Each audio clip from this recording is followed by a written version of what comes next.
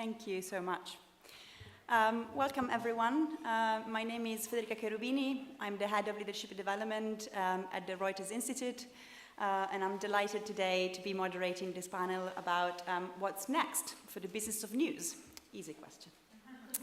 At the Institute, we are dedicated to exploring the future of journalism worldwide through debate, engagement, and research, and I'm very glad we'll be able to do it today at the Journalist Festival and with this fantastic panel. Before I introduce them as a context, I guess we know a bit of the landscape. Print revenue has accelerated in decline. Online advertising is going primarily to platforms. And digital reader revenue is growing at some publishers, albeit in a winner-takes-most dynamic. This, coupled with the pandemic, the ongoing shift to a digital, mobile, and platform-dominated environment in terms of consuming news, continues to pose challenges to the business of news. So we'll look today, with this fantastic panel, at different approaches and lessons learned with different kinds of publishers on how to tackle this question.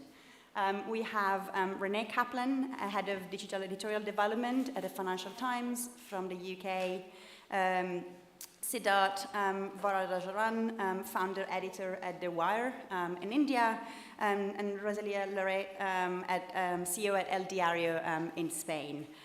So we'll look through some of these questions. I've been told that you can ask questions, but you have to shout them, and I have to repeat them in the mic. It might be against official policy, but I've been told I can do it. No one is looking on streaming anyway, so no one will know.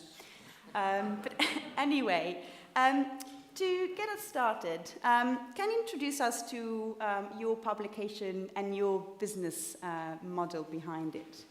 Renée, do you want to start? Sure. I should probably make it.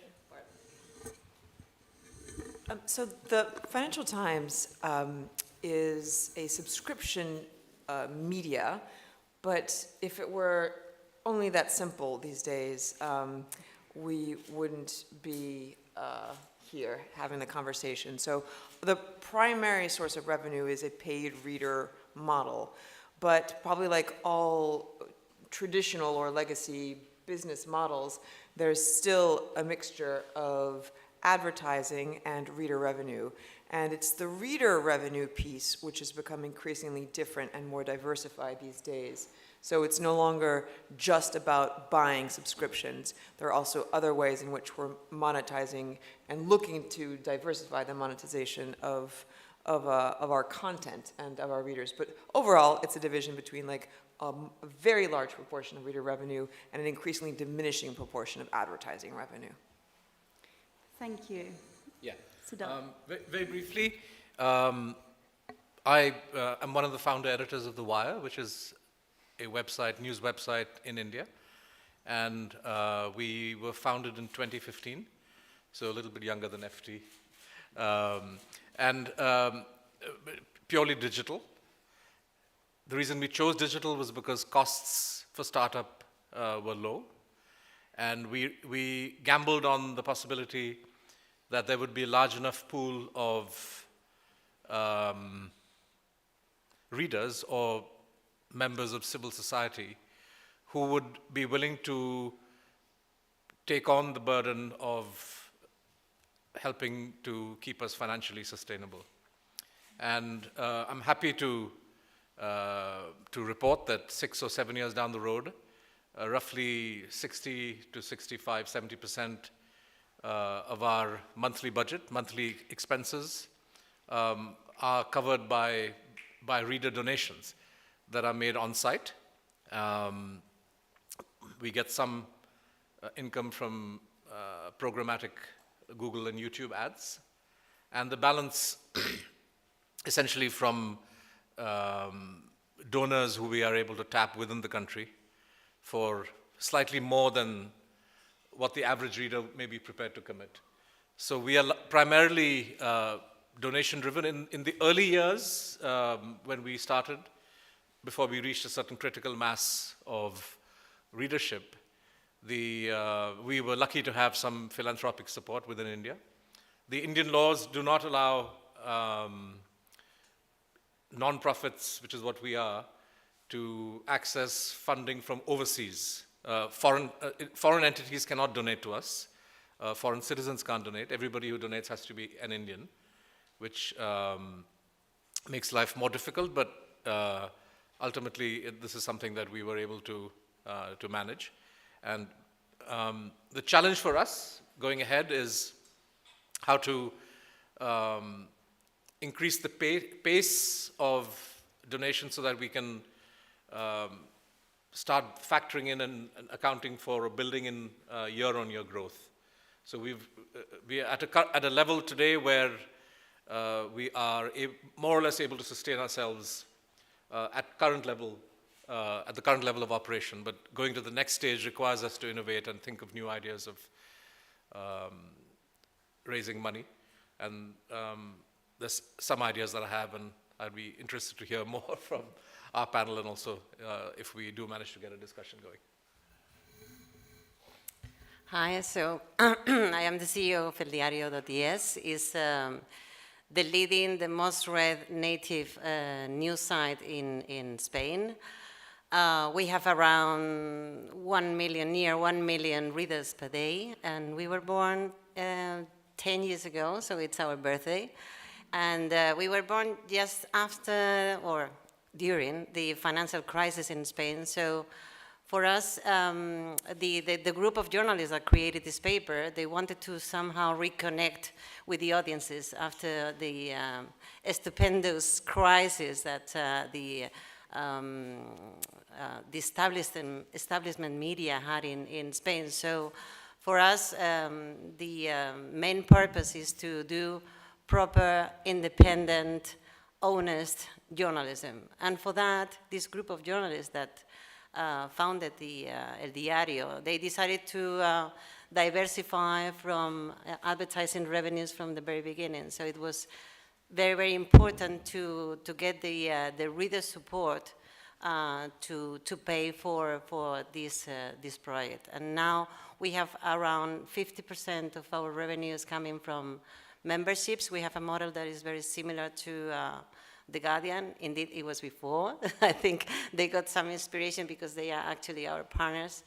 And as I say, I think it is absolutely adamant for us to get this support because it's the way to maintain this independent journalism we are doing. It's the only way to be able to face somehow the possible pressures from corporations, institutions. So it's very important for us to continue this model and to maintain this diversification of revenues. Thank you. I guess you kind of touched, of course, on some of this aspect, but in the context that I described at the beginning, with so many different forces playing, and external forces playing a role in this pandemic, what would you say has been the biggest focus or challenge you're focusing in solving at the moment? Yeah? Do you mean from a revenue perspective? From a revenue perspective, what is the focus? Sure. It's going to seem like a happy problem, but it's, and it perhaps is, one of the challenges that I think especially the more established and traditional media had, sort of legacy media, although I'd be very curious to hear about sort of the younger, more digital media, is that during the now successive, quite massive crises in the world, which include a war more recently and obviously a pandemic and before that, the election of President Trump, bigger newsrooms, and frankly almost all newsrooms, experience enormous spikes in traffic, enormous spikes in interest, enormous growth in the appetite for news. And for a lot of us, this translated into conversions, and I'd be curious to hear from colleagues here too. And conversions can obviously differ depending on what your business model is. For us, it was actual subscriptions, donations, whatever it may be. The real challenge these days is while the appetite for paying for news has grown, in part because the appetite for news has grown, the retention of those subscribers and of whatever the form of revenue is incredibly difficult.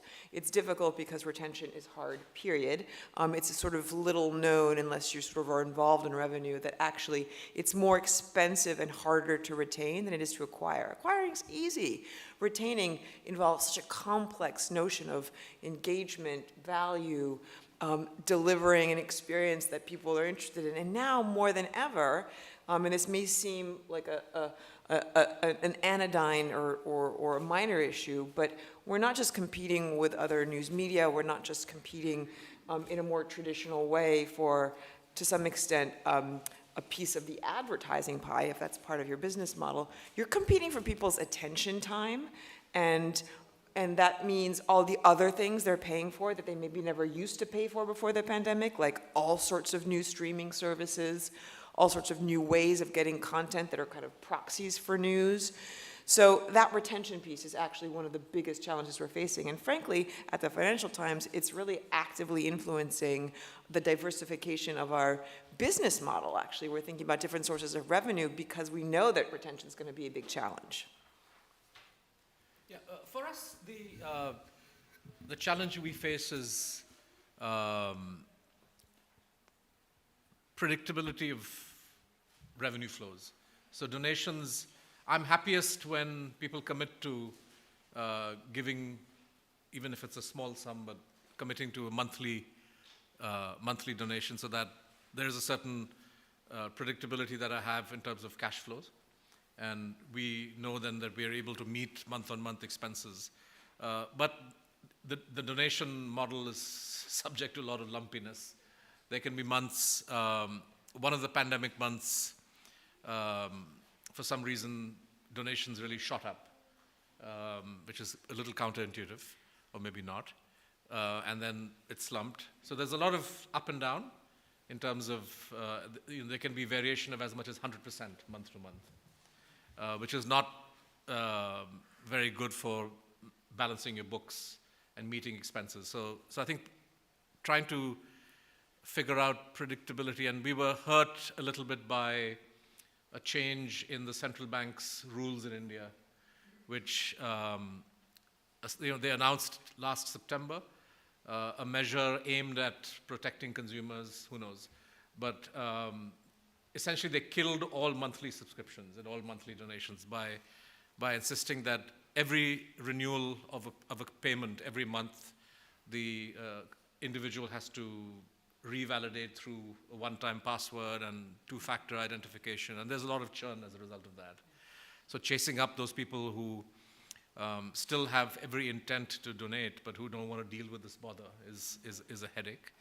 And I think another challenge that we face is again very peculiar to India and peculiar to the fact that we are a non-profit, and we have tax-exempt status, which is conditional on no more than 20% of our net revenues coming from commercial sources, right? So advertising, any kind of contractual work we do, any merchandise or events that we are involved in gets counted as commercial income, and that's capped at 20%. So the only way that I can grow, and it's not as if, I think there is quite a lot of scope, there's lots of advertiser interest, given the kind of reach that we have. But if we turn on the tap and increase ad revenues, and I'm not able to grow the donation income in a commensurate ratio, then that can create problems on the tax front at the end of the year. So these are very specific kind of challenges. But the baseline challenge is something that I mentioned at the start, which is that we have reached a certain equilibrium where month on month or year on year, we're quite confident of meeting expenses through existing revenue sources. But the challenge is how do I grow? How do I add more correspondence? How do I cover more areas? How do I do more in-depth coverage? We have a small but very active video team, and we have a very popular YouTube channel, which produces maybe 2 or 3 hours of programming a day. And there's a lot of scope to expand that, but for that one needs to add resources. So for me, that's the challenge, that if I can arrange some kind of funding that lets me bring on board human resources so that within a year or year and a half, the increased traffic would itself generate greater donations. So that's the kind of fundamental challenge that we are dealing with. But other than that, and there are also issues, again, specific to India, which is of pressures of one kind or the other from the government, which also makes, and it's not just us, there's, independent media in India in general is coming under strain. And there are examples of the government misusing its tax or other law enforcement machinery to go after journalists and publications that are not towing the government line. So these are all additional factors. Challenges. Yeah. Well, I think our challenges are very similar to what Renée mentioned about the EFT. Indeed, fortunately, all our memberships are recurrent, so they either yearly or monthly recurrent memberships, and most of them are definitely, the majority of them are yearly. We have either yearly or bi-yearly. We have around 80% of yearly or bi-yearly memberships, which makes it a bit more solid in a way. But of course, after this super peak we had during the COVID, not only in readership but also in membership, we had to go through this renewal time, especially this last year, and now this year we are having it again. So it was very important for us kind of to go through this tide of renewals and try to maintain the churn as low as possible. So in our model, as I mentioned, this is being a membership. At least in the beginning, it was basically you paid to support our journalism, what we were doing, but you didn't have any paywall. So you had certain benefits, like receiving a special newsletter, getting the possibility to attend some events for free, going to our newsroom, etc. But you didn't have any paywall that didn't allow you to access some information. So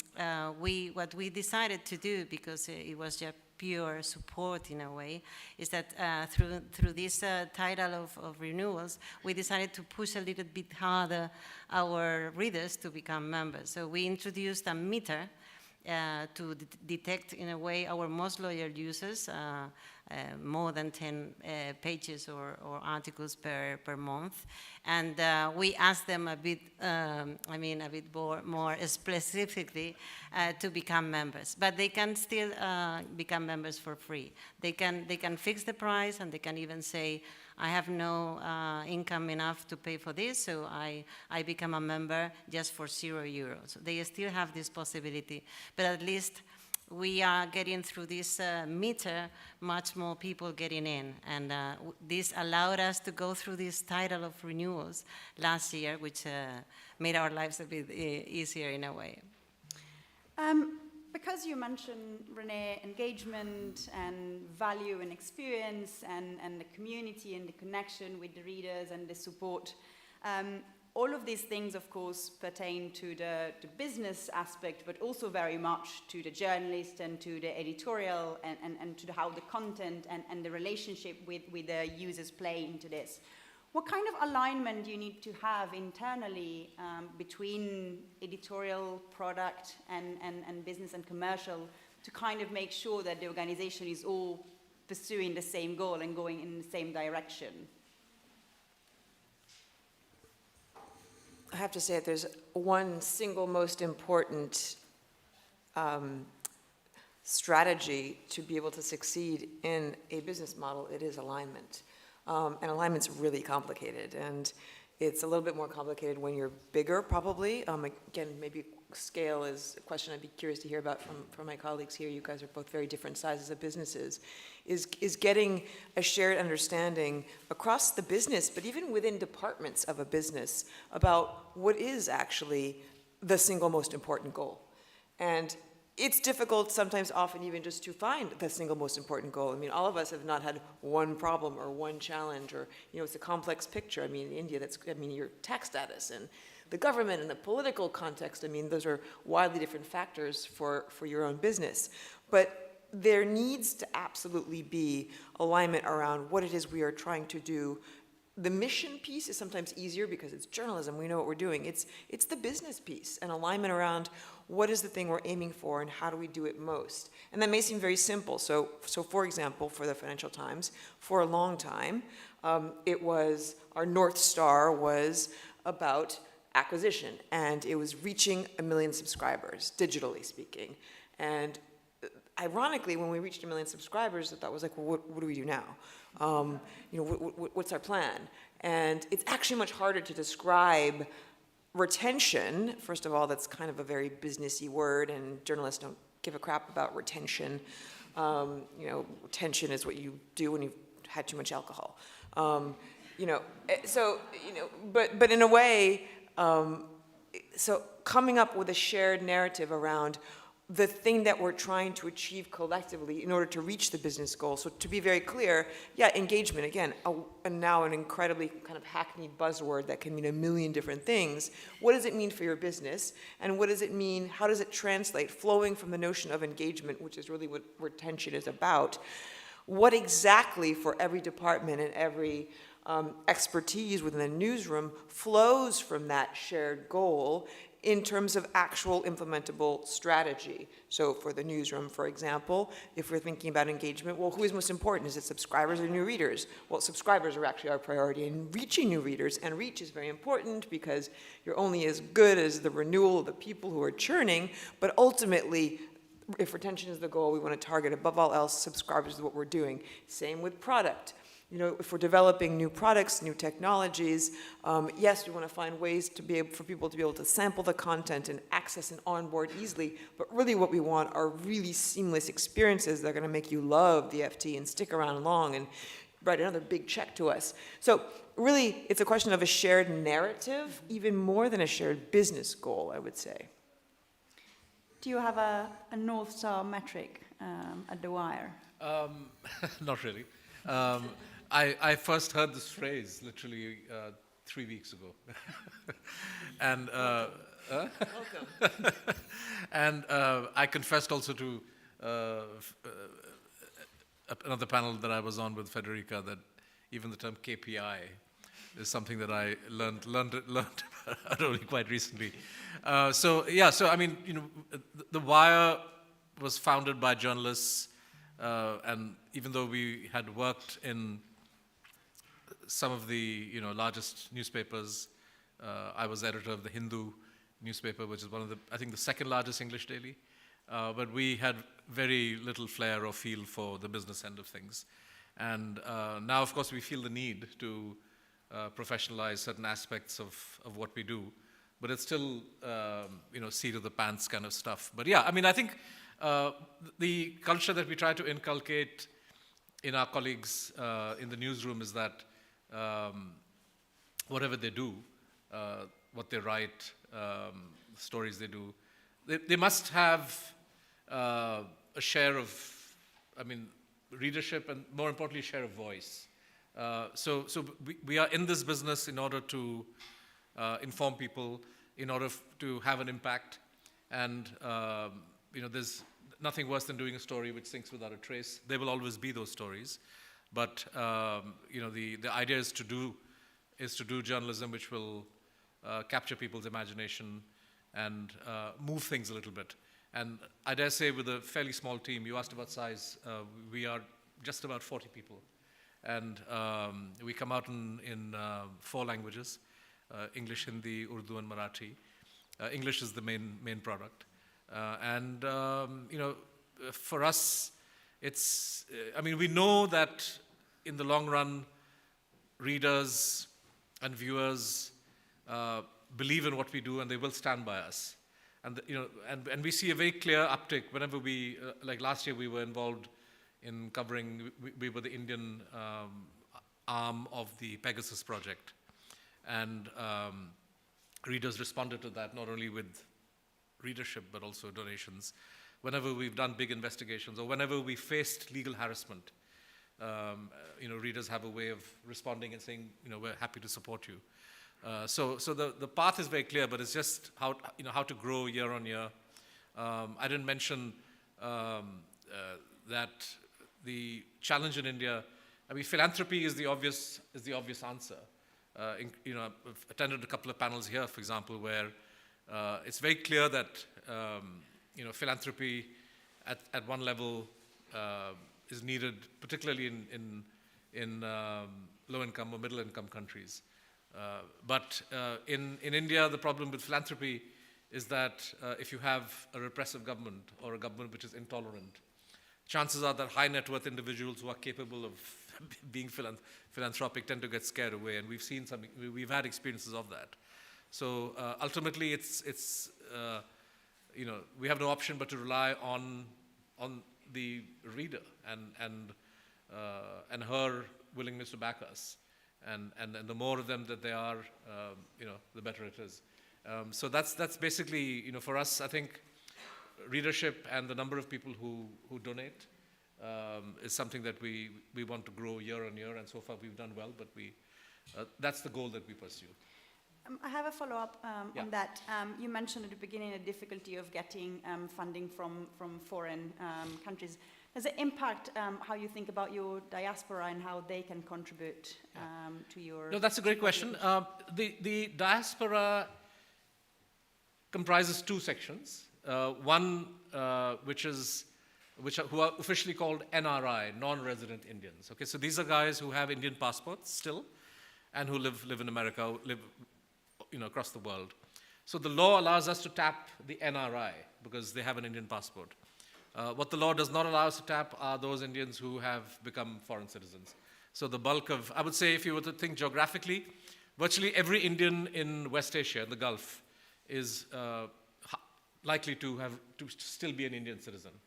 But many Indians in North America would tend to be local citizens.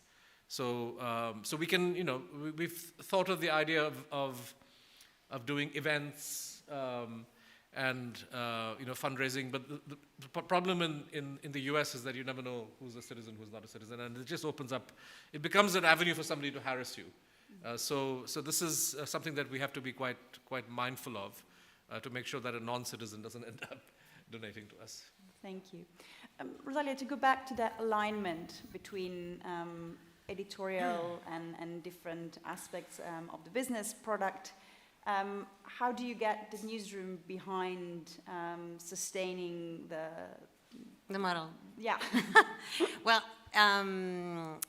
we definitely have this North Star metric, which is the number of members, because it's, as I said in the beginning, this is the very way to sustain the type of journalism we're doing. So for us, it's very important to increase the number and, of course, the average revenue from members. So that is definitely a North Star for us. But still, as I mentioned, 50% of our revenues come from members and the other 50% from advertising. So we have to pay attention to that as well. And even if it is definitely much easier to align the groups, the newsroom with the sales team and the product team and developers, etc. Much easier in an organization like ours. We are around 200 people in Spain and Argentina now.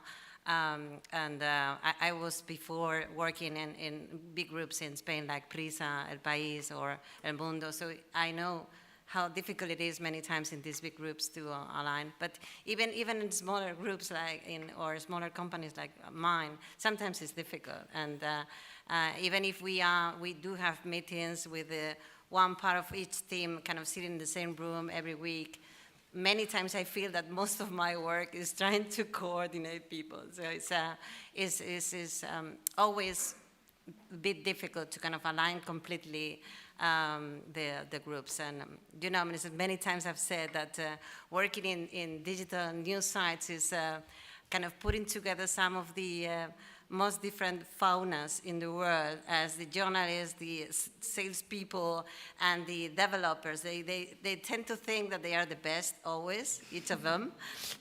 I'm a journalist myself, so I know what I'm saying. Each of them think they are the best, and that their bosses are stupid. So, and of course they hate each other. So sometimes it's quite difficult to get that alignment, but we try.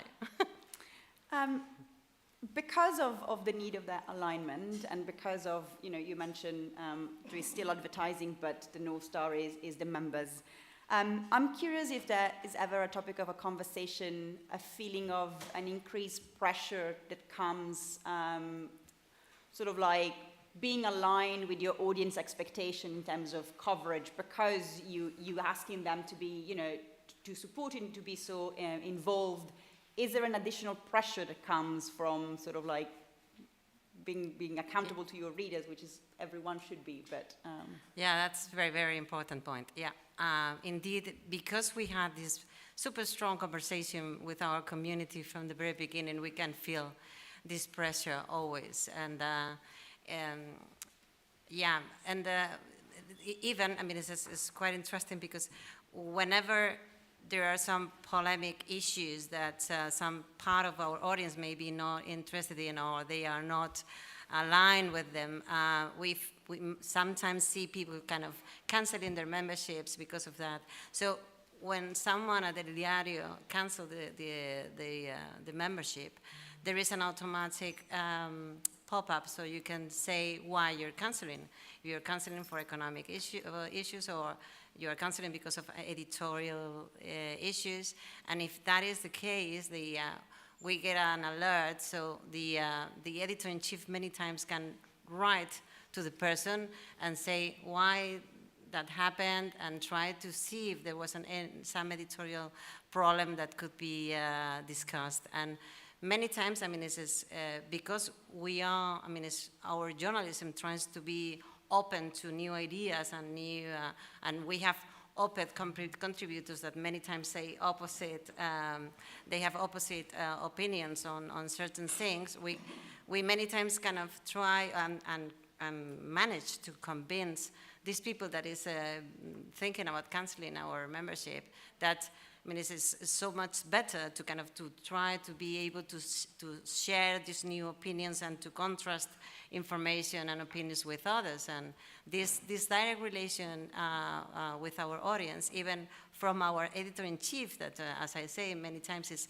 writing directly to the person that is canceling the subscription, has managed to make this change of opinion of these people and bringing them back into the community. But we can see it very often. Now, for example, with the Ukraine crisis, you know, in Spain, there's some people in the left that have always had this anti-US perspective. So for them, sometimes dealing with the idea of kind of being the other side, the Russians, the bad guys of this, in this crisis, is sort of kind of make them kind of think in a different way about things, and sometimes get angry about our position in this crisis. So we feel the pressure very often. Renée, I wanted to go back to the idea, or to go to the idea that, of course, there is no such thing as one audience, but a lot of different segments of audiences within your audience. And recently, Financial Times has launched FD Edit, so a new product really targeted to, I imagine, those who are not prepared to pay for the full subscription, but who still want to pay something and access some content. Can you tell us more how you're thinking about this different audience segmentation to be reflected on the business opportunity? Yeah, that's a really good question, because it speaks to one of the most sort of fiddly complex aspects, even for a large organization with a sophisticated marketing strategy. And that's, there isn't any one audience. And in fact, increasingly, because we all face the pressure to grow our audiences and to perpetually be growing our audiences, I mean, reach and growing reach is always, no matter what your North Star is, you always need to be repopulating the top of that funnel. You always need to be thinking about that next layer of new audiences. And so one of the ways we think about, aside from the fact that we need more younger people, we need more women, we need more all of the classic demographics that aren't as the higher consumers of news as the typical sort of Financial Times subscriber. And so how do we think about that editorially? That's already a very complex question if we're trying to diversify the audience. And the newsroom will often have, traditionally speaking, this is evolving, journalists will often have a clear idea, or the conviction they have a clear idea of, we know who our reader is. We know who we're writing for. And in reality, that's actually not always absolutely true that the people we're writing for, in terms of the paying subscriber, are the people they think they're writing for. And certainly that isn't the segment of audiences we need to be growing. So one of the ways in which we're thinking more about audiences is not just the diversification within our people who will be willing to pay for a full subscription, but also what we sort of call like an adjacent audience, an FT adjacent audience, people who might not necessarily even feel that something like the Financial Times or The Wire or any of our publications would be relevant to them. And so finding ways to discover an audience that actually perhaps just doesn't know the product or know the experience, or for some reason will de facto exclude you as a viable media because you're too expensive or because you're called the Financial Times and I'm not in finance, so why would that interest me? So we wanted to come up with a product that did a couple of things, that made people believe that the Financial Times was not relevant to them for whatever the reason, mostly a price reason, but also a perception reason. And we also wanted to be able to diversify our access model. We wanted to be able to diversify the number of people who could actually be subscribing to us and giving us money, and getting over that threshold of a received idea about what the brand is about, Financial Times or business, when in reality we obviously cover ideas and political economy and global affairs and culture and style and, believe it or not, fashion and humor. We are funny sometimes. We wanted to come up with a product that would allow people to discover the FT in an entirely different way, and a public that would never have imagined that we were relevant or useful to them, and to be able to experience it. So the FT Edit, to summarize, in fact, I'm sorry, I should have started with that, is what we call a light app. And it is a much less expensive subscription to an entirely different product, which is a daily curation of 8 of our news and analysis stories that are meant to present precisely what is the experience of breadth of the Financial Times, but along with the kind of expertise and relevance you get from a sense of having subscribed to and read a product from which you can get a kind of finished news experience. And it's a total experiment for us. It's still in beta phase, and it's only been launched in the UK, although we will roll it out to other geographies very soon, precisely to figure out, do we even know how to do this as a business? Is it relevant to our brand? Should we and can we be charging less and earning money? Does that kind of curation speak to an appetite? It really is a kind of fact-finding mission for us. But it ticks so many boxes of, we have to diversify our revenue strategies, which was the thing I was saying from the very beginning around our business model. It's how do we reach audiences that we don't yet have, and frankly even didn't imagine as necessarily having, that sort of adjacent audience. And it's also a way of figuring out, well, we're also competing with people's attention time, right? So is this different kind of news experience beyond headlines or going to the homepage or clicking through a story on Facebook? Is this something that's relevant and that we can design? We've mentioned, of course, this is about diversifying the revenue opportunity around your core product and therefore news, but you also mentioned diversifying revenue in general. And in the Trends and Prediction report that Nick Newman writes every year, this year publishers have said that on average, they're looking between 3 and 4 different revenue streams that will be important for them. It's a bit of a provocative question, but do you think in the future, with the challenge of keep growing, we'll look more and more of a system where we'll make money from other things around news to support the news? Puzzles and crosswords and data and technology. Globe and Mail has Sophie AI, ARC from the Washington Post, Business Intelligence Unit. is that where we will go more and more of like building something around the news to sustain the news? And I would add, are not all of these things also reliant on the fact that it's called FT strategies or something? It's the brand of the news that gives credibility also to the rest. How do you see the opportunity around building business around the news? Anyone who wants to? I'll jump in quickly, and then I'm actually very curious to hear from these very different business models. Look, no money is worth turning down necessarily, unless it is, right? So there's no reason now, especially in the current context, to limit your creative thinking about relevant ways to be deriving revenue from your content or your brand or just earning money to remain viable. That said, and I'm really, really quite serious, and in the sense of there are probably ways, and we all hope that there are ways that we haven't yet thought of to earn money, because it's always going to be a challenge. It's never going to get easier. So, but I think there's some really key criteria or aspects or principles to keep in mind, and one is the absolute relevance to the audience you're trying to target. Is this going to seem like something, whether they buy it or not, whether they give you money or not, that is going to seem like it's still coherent with the experience and with the brand and with your mission? So, are word games and recipes relevant to the New York Times? Yeah, probably. We were just discussing recently, I think BuzzFeed launched a sex toys stream. I mean, that does beg the question of, well, how far are we diluting the brand? And I saw a lot of heads nodding here. And on the one hand, we're kind of an audience of the converted, and these are conversations we're having. But if there's a consumer out there saying, well, that's sort of weird, and that's kind of cheap, and actually that diminishes the trust or the bond of the relationship. So it is a question of, is it relevant to my brand and my mission? Also, is it something that actually, as a business and an organization, I can get internal buy-in? Because coming up with new ways to earn money is really hard. And it involves a lot of people doing things they haven't done before, and people aren't always comfortable doing things they haven't done before. It involves getting alignment, and alignment is difficult. It can also come through acquisition.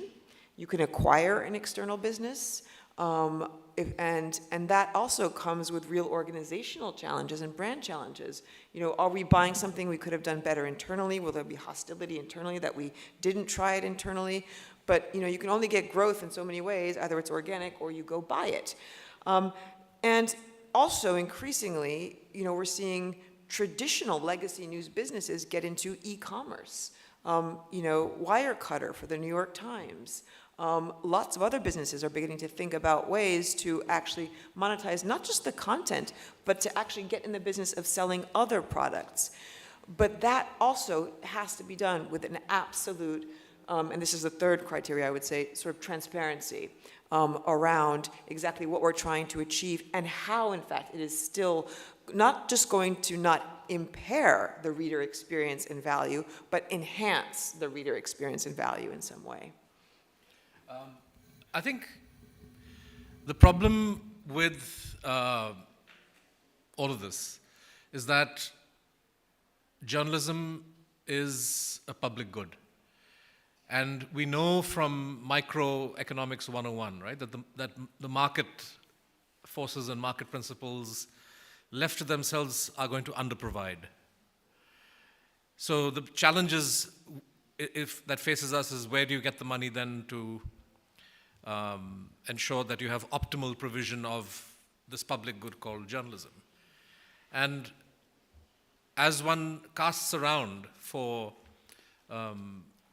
essentially subsidies, right, one has to guard against the impact that the source of some of these subsidies might have on the core product itself, right? Many newspapers, many media organizations have embraced native advertising, for example, right?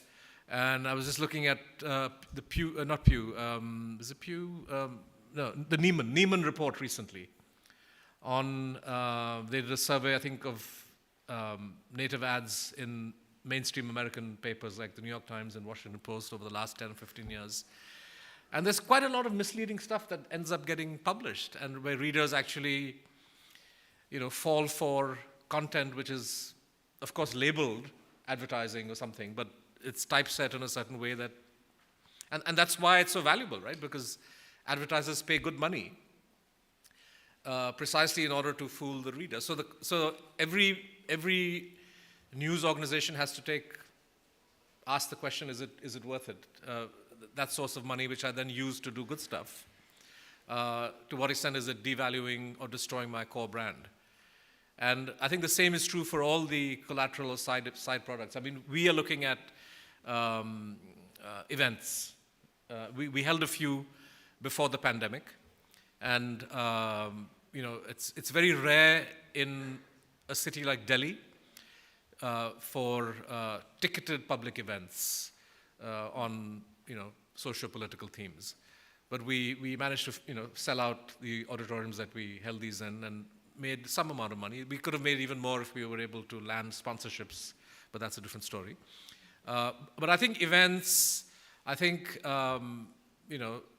things that, those are easier for us to look at as natural extensions for the kind of journalism that we do. Maybe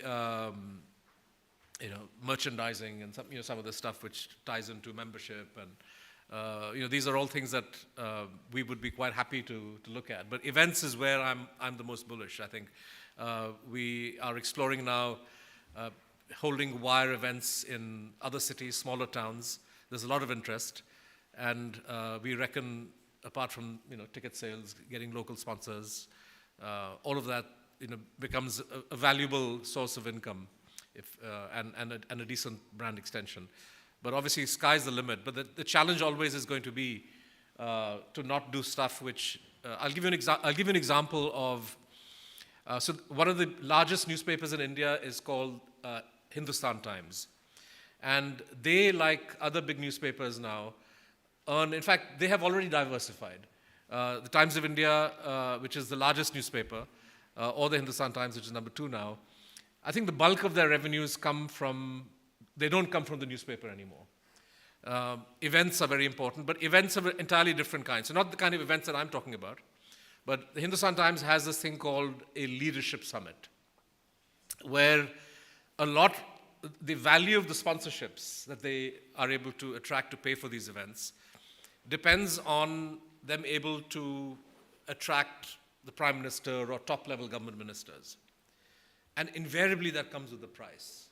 And this is a true story. A couple of their journalists and editors told me a few years ago that the Hindustan Times is very keen to get Narendra Modi to speak at their leadership summit.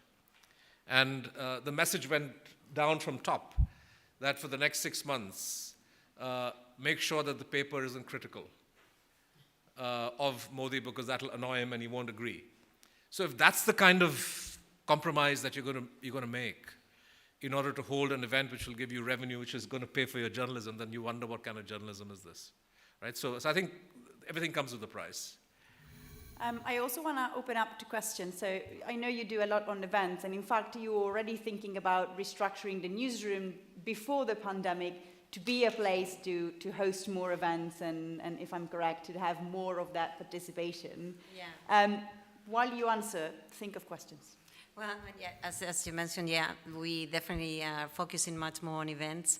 And two kinds of, I can't agree more on what Renée said before. I mean, this diversification of revenues it must be absolutely coherent with what you're doing. So for us, events are so important because our community is very important. So to be in touch with this community, to be able to go out and bring them together to discuss on the main topics, on the issues we are interested in, is definitely very interesting for us, and it is definitely a very interesting new source of revenues.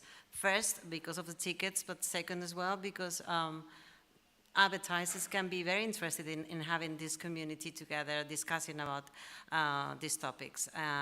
We have found that this is a source of revenues that we want to explore much more, and especially because we are a native digital news site, to kind of have this physical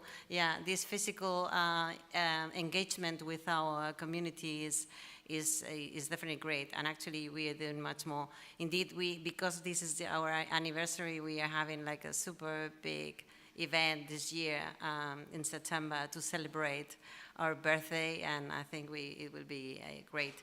Indeed, for us, I mean, this is because we think that our journalism has to do much more with quality than with quantity.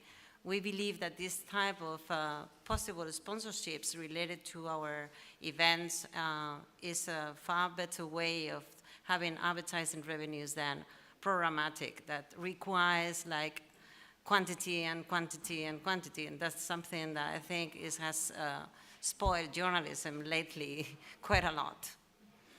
Thank you. Be kind with the question, because I have to repeat them, and so I need to be able to understand them, and be short so I can repeat it and do more. Please. Thank you so much. So my question is to the Financial Times. So the Financial Times is a global brand, it's not just a UK brand. So I'm interested to know what's the percentage of subscribers you have from the non-Western countries, and what efforts are you doing to attract audiences or subscribers from the rest of the world? So for those following in streaming, the question was for the Financial Times, as a global brand, what kind of effort and what kind of results are you getting from pursuing non-UK audiences? I don't know if results was part of the question, but Sorry. But I'm happy to address it. Yeah, no, I'm joking. Yeah, it's one of those things where you have great plans and you have amazing strategies and you're trying so many things, but you don't really talk about what's really working. To answer your question, yes. I mean, it's incredibly important to be able to think about what is in any case an increasingly, even though we talk about the end of globalization and the backlash to globalization, from I think a content and news experience, we're more connected than ever as the world, and you need that audience, just conceptually speaking, from a mission perspective even, not just a revenue perspective. The Financial Times currently has we have 50% of our subscribers are in the UK, but that means 50% are in the rest of the world. The largest portion of that other 50% is in the US, but there's a very significant portion then in the rest of the world. And that rest of the world obviously is vast, and we are, as the business jargon goes, a premium product, hence expensive. But precisely one of the regional complexities is that price points and the willingness to pay, and at what price point there is willingness to pay, varies tremendously by geography. So in Asian geographies, and obviously that in itself is huge, you know, the Indian subcontinent and the price point and the willingness to pay there is nil currently. It's not at all the model or the culture.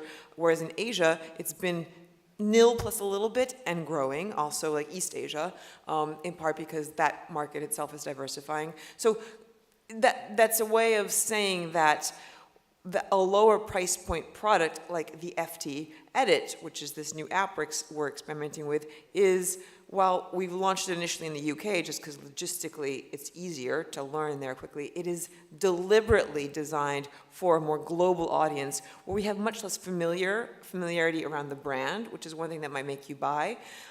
Much less familiarity with even what the tastes are in news consumption, so we can also get a sense, editorially speaking, what is most relevant to kind of curate or personalize for those geographies. And also fundamentally, when it comes to the business question, what is the price point? And what is the product we can deliver at that price point for that geography? Other questions? Yeah.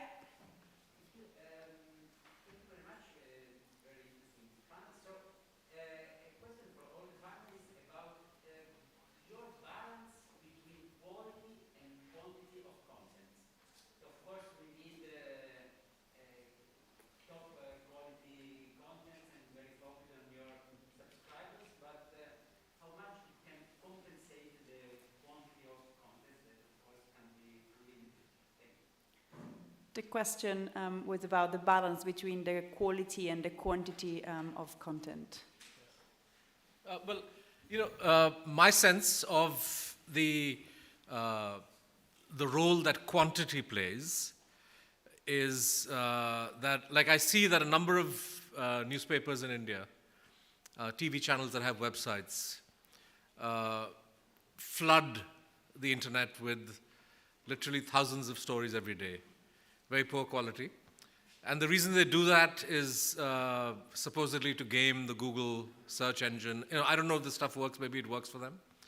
But for us, that's it's not something that we would even consider doing. And you know, as a small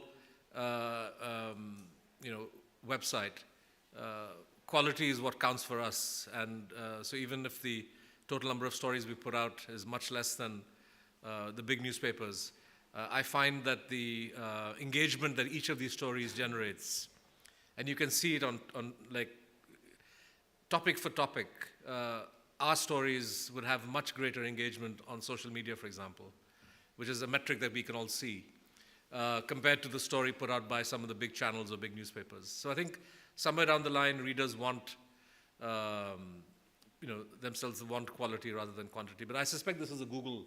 This is a SEO game when they're, you know, flooding the internet with thousands of items.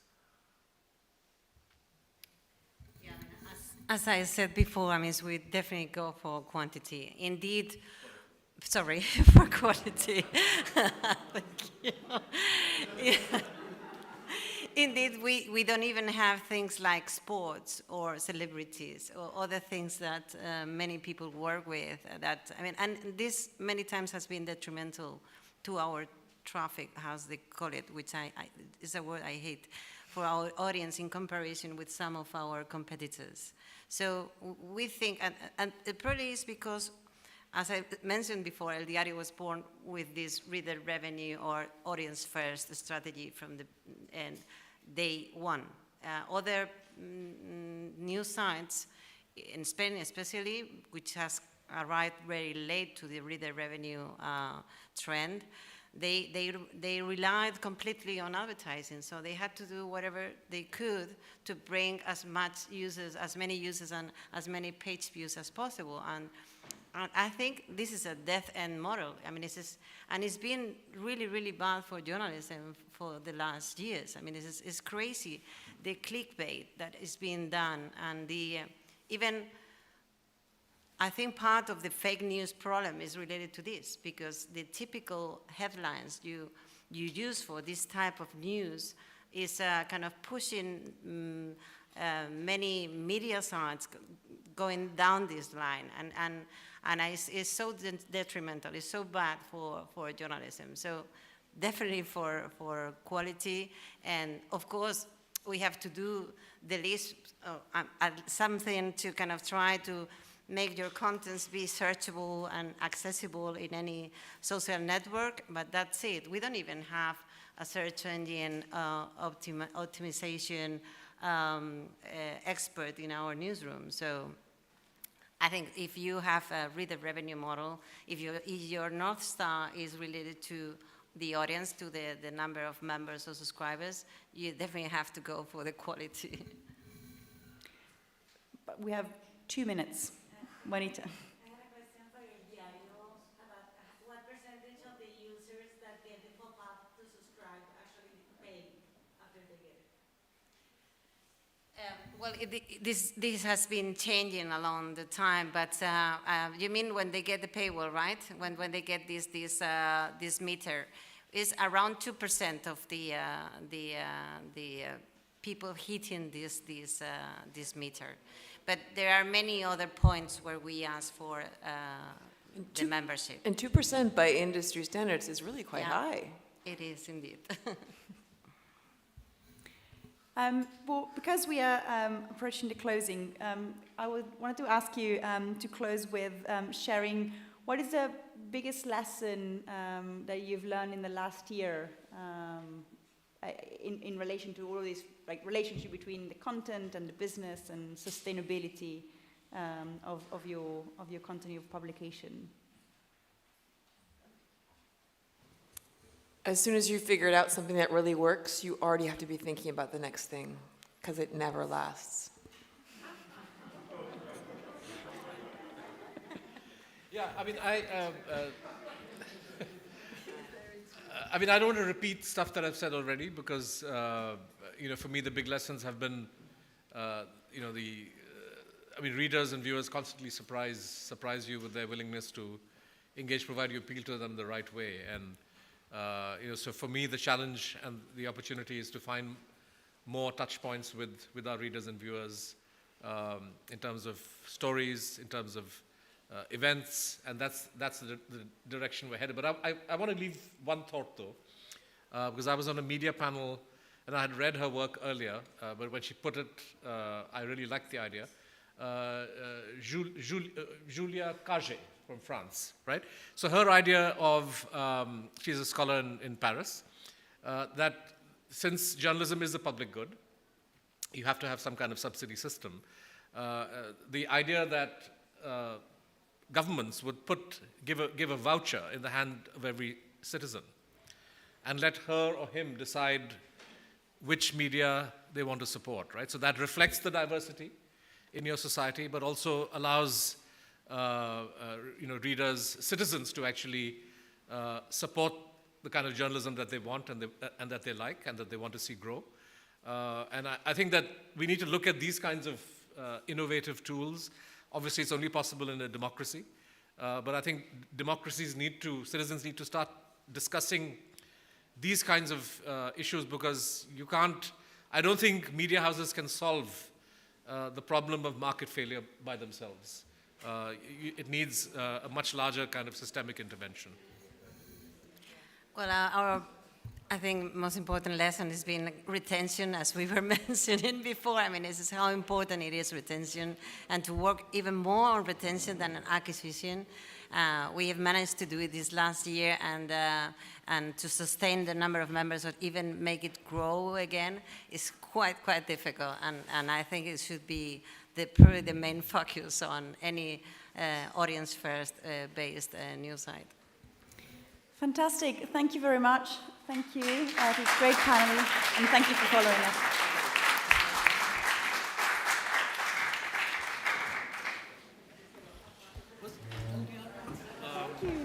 Website that was started by somebody who left El País and...